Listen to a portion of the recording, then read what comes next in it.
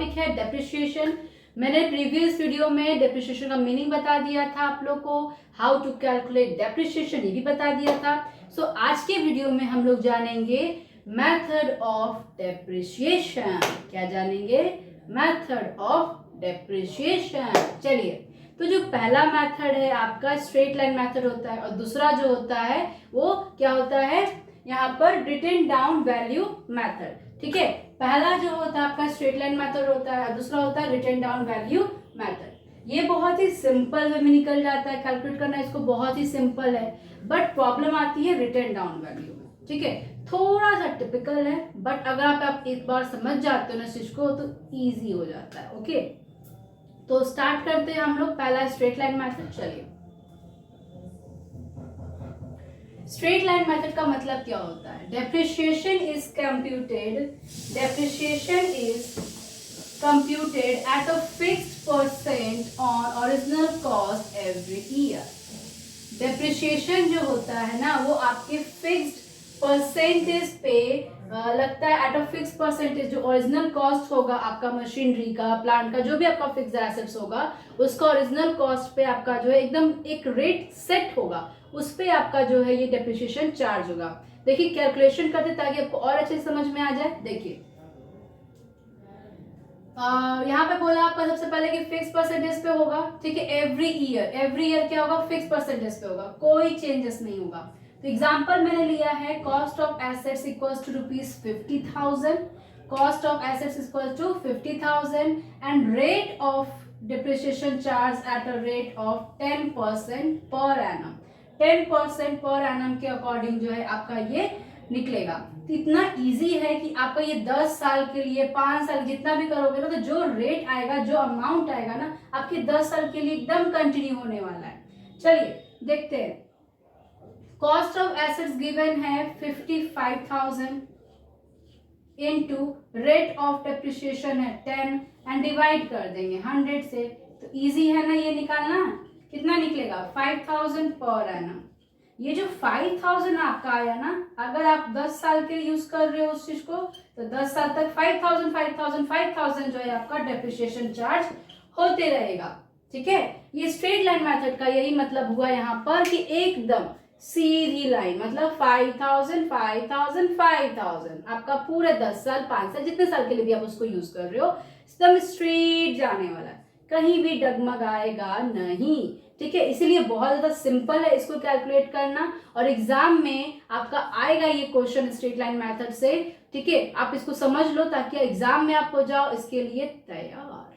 ठीक है, नेक्स्ट है आपका रिटन डाउन वैल्यू मेथड। ये क्या कहता है? Written down value method is charge at a fix percent on the fixed asset on its book value, cost less depreciation, so amount of depreciation charge goes on decline each year। इसमें बोला गया कि जो written down value method है ना वो भी fix percent पे ही निकलता है। जैसे 10% यहाँ पे फिक्स था ना, तो वहां पे भी 10% फिक्स ही रहेगा, लेकिन क्या होगा कि पर ईयर, जैसे कि जो आपका अमाउंट है, मान लीजिए कोई भी अमाउंट होगा, उसका अगर 10% निकालते हो तो उसमें से जो डेप्रिसिएशन आपका आएगा तो उसको लेस करके नेक्स्ट ईयर फिर उसका डेप्रिसिएशन निकलेगा।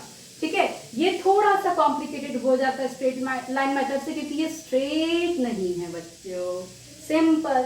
चलिए देखिए, इसमें मैंने क्वेश्चन लिया है कि कॉस्ट ऑफ मशीनरी जो है आपका 20,000 है। ठीक है, 20,000 जो है मशीनरी का कॉस्ट है। यहाँ डेप्रिसिएशन का जो रेट है वो 10% दिया, जैसे इसमें भी फिक्स था इसमें भी फिक्स रहेगा। ठीक है, यहाँ पर बोला है कि कितने साल के लिए निकालना है? 4 साल के लिए निकालना है। ठीक है, और ये 20,000 कब खरीदा था? मैंने डेट लिखा हुआ यहाँ पे 1 जनवरी 2019 में। तो हम लोग को कैलकुलेट करना है 4 साल के लिए, 19, 20, 21, 22। ये बहुत इजी है निकालना, क्योंकि ये कैलेंडर ईयर फॉलो कर रहा है, जनवरी टू दिसंबर का। और एक होता है फाइनेंशियल ईयर जो कि आपका होता है अप्रैल टू मार्च का, है ना? पता है आप सबको ये चीजें। तो ये कैलेंडर ईयर फॉलो करा जा रहा है यहाँ पर।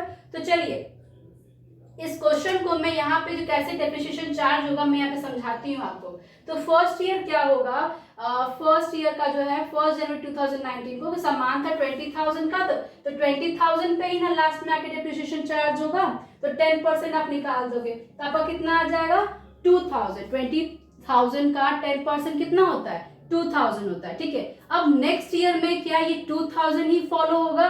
बिल्कुल नहीं, क्योंकि ये स्ट्रेट लाइन मेथड नहीं है। मैंने यहाँ पढ़ा था कि अभी जो परसेंटेज ऑफ फिक्स रेट पे होगा उसमें से क्या बोला है कि लेस होगा आपका जो डेप्रिसिएशन आएगा। मतलब ये कि 20,000 में से ये जो 2000 अभी डेप्रिसिएशन आपका आया है वो क्या होगा? लेस होगा।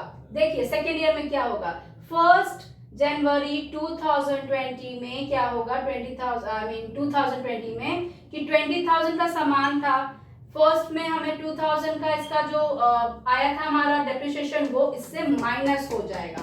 उसके बाद जो अमाउंट आएगा ना, उसके बाद जो अमाउंट आएगा उस पर हम लोग डेप्रिसिएशन चार्ज करेंगे। तो 18,000 का फिर हम 10% निकालेंगे जो कि आएगा आपका 1800 रुपीज। तो आपने यहाँ देखा कि फर्स्ट ईयर में जो है 20,000 का 10% निकाला तो 2000 आया। फिर सेकेंड ईयर में क्या हो गया कि हमारा जो माइनस हुआ 20,000 में से जो डेप्रिसिएशन आया 2000 उसको लेस करेंगे, फिर आपको जो अमाउंट आएगा 18,000 का फिर हम 10% निकालेंगे, ठीक है। फिर उसको कितना आया आपका 18,000 10% तो 1800 आया, ओके। फिर आपका नेक्स्ट अब थर्ड ईयर, क्योंकि 4 साल के निकाला तो थर्ड ईयर में देखो क्या होगा। तो ये आपका जो अमाउंट जो 20,000 का सामान लिया था अब उसका रेट कितना हो गया, अमाउंट 18,000 हो गया, घट गया ना। मशीनरी का जो कॉस्ट था कितना हो गया 20 से 18 हो गया, क्यों? क्योंकि यहाँ पे depreciation first year second year का चार्ज हो चुका है। तो देखिए 18,000 का जो है 18,000 हमारा आ गया ये वाला, उसमें से माइनस कर देंगे डेप्रिसिएशन 1800 जो हमारा सेकेंड में आया था। उसके बाद इसका अमाउंट आ जाएगा 16,200। कितना आ जाएगा? 16,200। अब 16,200 आया, फिर उसका 10%, ठीक है। मैंने सिंपली बताती हूँ मैं आपको, जैसे कि 20,000 था उसमें से हमने माइनस कर दिया आपका सेकेंड ईयर में 2000 जो फर्स्ट ईयर का आया था 18, फिर 18 में से फिर आपका जो अमाउंट आएगा 1800 यहाँ पे, तो उसको माइनस करेंगे तो हमारा आ जाएगा 16,200। फिर जो अमाउंट आएगा उस पर फिर 10% निकालेंगे तो उसका अमाउंट आ जाएगा 1,620। अब फोर्थ ईयर में क्या करेंगे 2022 में कि जो 16,200 आया था ना हमारा, उस पे माइनस करेंगे डेप्रिसिएशन, फिर जो अमाउंट आएगा फिर उसका जो 10% निकलेगा आपका निकलेगा ये 14,058 डेप्रिसिएशन, ठीक है। इस तरह से जो है written down value method calculate होता है। आप यहाँ पे नोटिस करो कि जो है फर्स्ट ईयर 2000 डेप्रिसिएशन, उसके नेक्स्ट में आ जाएगा 1800 डेप्रिसिएशन, उसके नेक्स्ट में आ जाएगा 1620 डेप्रिसिएशन एंड लास्ट में आ जाएगा 1458 का डेप्रिसिएशन। तो यहाँ पे क्या हुआ बच्चों कि ये पर ईयर जो डेप्रिसिएशन है ना वो क्या हुआ, उसका वैल्यू घटते चला गया और चेंज होते चला गया। तो यही दोनों में फर्क है कि स्ट्रेट लाइन मेथड में क्या होता है कि हम सीधी चाल चलती है ये चीज, और स्ट्रेट लाइन में मतलब जो अमाउंट आपका फर्स्ट में आया था फर्स्ट ईयर में वही अमाउंट आपका 5 साल 10 साल तक के लिए रहेगा, सेम डिप्रिसिएशन रहेगा। लेकिन रिटन डाउन वैल्यू में क्या होता है कि जो अमाउंट आपका फर्स्ट में आया था वो अमाउंट से माइनस हो जाता है डेप्रिसिएशन कॉस्ट ऑफ मशीन का, फिर जो अमाउंट आता है फिर उसका 10%, फिर उसमें से माइनस करो फिर उसका 10%, ऐसे करते करते जो है आपका जितने साल के लिए बोलेगा वो उतना आपका निकल जाएगा। एक दिन ऐसा भी होगा कि अमाउंट आपका खत्म भी हो जाएगा, मतलब कि जब आप उसको सेल करोगे कोई अमाउंट नहीं मिलने वाला है। डेप्रिसिएशन का मतलब आपको समझ में आ रहा है कि चार्ज होते होते जो होता है फिक्स एसेट्स का वैल्यू क्या होता रहता है, दिन पर दिन डिमिनिश होते रहता है, डेप्रिशिएट होते रहता है, घटते रहता है, ठीक है। आई होप आपको ये वीडियो समझ में आया होगा। सो प्लीज आप इस वीडियो को अच्छे से देखो, समझो, क्योंकि एग्जाम के लिए, एग्जाम पर्पस के लिए बहुत ज्यादा जरूरी है। इस पे मैं आपके लिए क्वेश्चन लेकर आऊंगी नेक्स्ट वीडियो में। And please subscribe my channel and thank you so much guys, like भी कीजिएगा। Okay, thank you.